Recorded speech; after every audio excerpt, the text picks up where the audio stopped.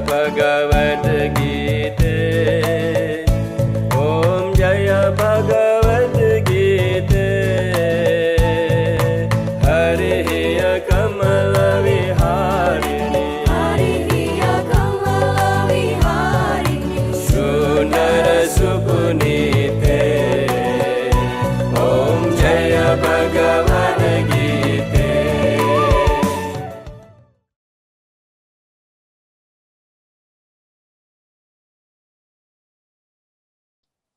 Invite Bharti Taylor from UK. Bharti Taylor is available, present? Yeah.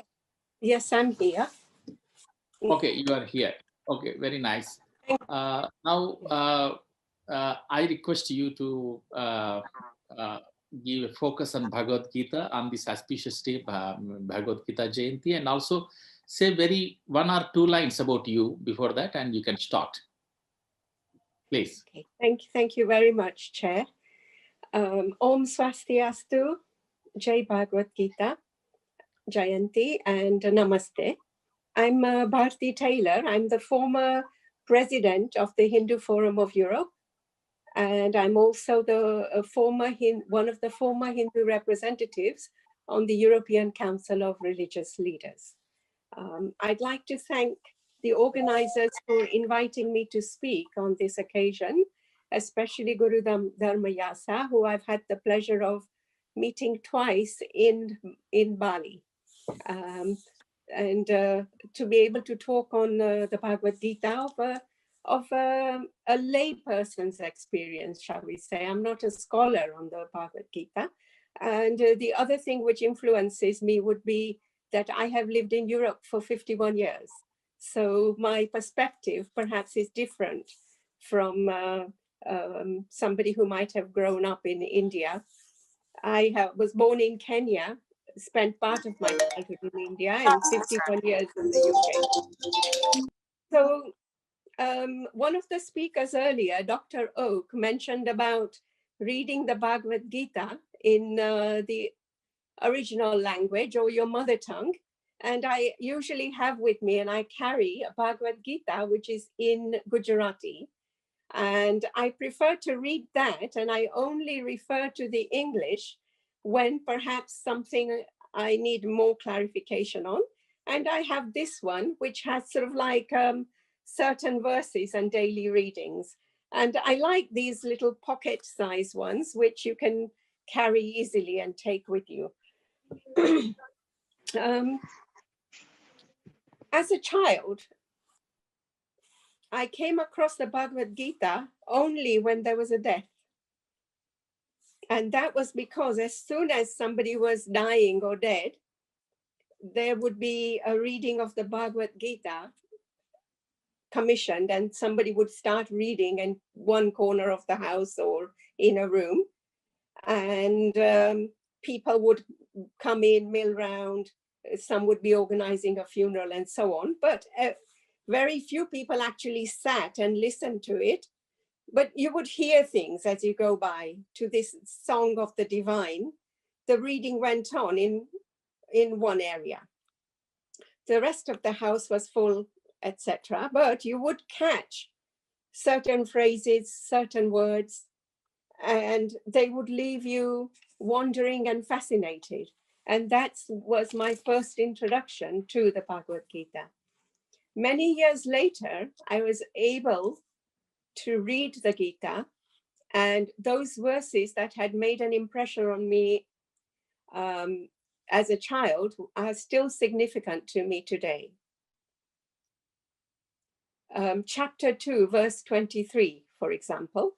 I'm not going to attempt to read the Sanskrit because my Sanskrit pronunciation is terrible, but I'll give you the translation. Weapons cannot shred the Atma, nor can fire burn it.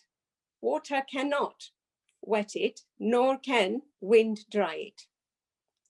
It is a verse people find most fascinating and awe-inspiring. This exploration and explanation of the Atma, clearly and precisely done, is just a few words, and those few words explain it well enough for somebody to become fascinated to explore it further. We all wish we had that same clarity as Sage Vyasa and the creator who inspired. Gītā and the blessings of the divine too. Gītā also teaches us, chapter 6, verse 1, to do karma, deeds, without thinking of the rewards. Do them because it's the right thing to do. I take that at heart, even though in today's world, often it is a difficult thing to do. And the last of my favorite verses from childhood, very significant for COVID times actually, and the lockdown that we've experienced. Chapter 6, verse 6. For one who controls the mind, it is the best of friends. But for one who has failed to do so, it remains the greatest enemy. And in these COVID times, when a lot of people have been isolated, not had many people around them, or different influences or things to occupy them, they've had to get in touch with their inner selves. And some people have found that a difficult journey. And as serving as a prison chaplain and a chaplain in the community, I've had those people come to me. Some have been helped by psychiatric means, etc., and some just purely by spiritual means. So it's quite interesting that that particular verse from the Gītā can also help us in these times we have here. And one of the speakers earlier mentioned about something new every day from Sanatana Dharma. And that is one of the things which I can say can apply today. As I grow, I learn more. And there are other verses which apply specifically or resonate with me. Chapter 10, verse 10 and 11, for example. To those who are constantly devoted and worship me with love, I give the intelligence by which they can attain me. Out of compassion for them, dwelling in their hearts, I destroy the I'm sorry, I can't read my own writing, darkness of ignorance with the lamp of knowledge.